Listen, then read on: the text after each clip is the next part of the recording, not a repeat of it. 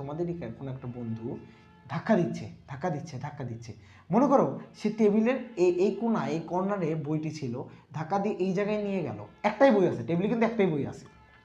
যখন নিয়ে গেছে তাহলে কিন্তু তোমরা দেখতে পাচ্ছ ওই যে টেবিলের ভিতর যে বইটা, এই যে বইটা, এই বইয়ের এই যে সকল কোণাগুলো, এই কোণাগুলো কিন্তু এদিকে সরে গেছে, সরে গেছে না?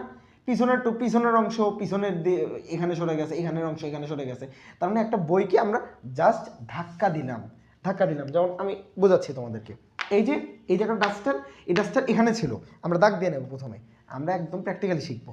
এই যে এখানে ছিল, আমি এটাকে ধাক্কা দিয়ে এখানে নিয়ে গেছি, ধাক্কা দিয়ে আমরা কোথায় নিয়ে গেছি, ধাক্কা দিয়ে এখানে নিয়ে গেছি, এখানে নিয়ে গেছি। এটার পিছনের অংশ এখানে, এবং যখন এটা এখানে ছিল, এটা যখন এখানে ছিল, এর সামনের অংশ এখানে, তার মানে এই জিনিসটা, এতটুকু জিনিসটা এখানে চলে গেছে, এই কোণাটা এখানে চলে গেছে, এই কোণাটা এখানে চলে গেছে, এই জিনিসটা এখানে চলে আসছে, একটা ধাক্কা দিয়ে আমি ধাক্কা দিয়ে নিয়ে আসছি।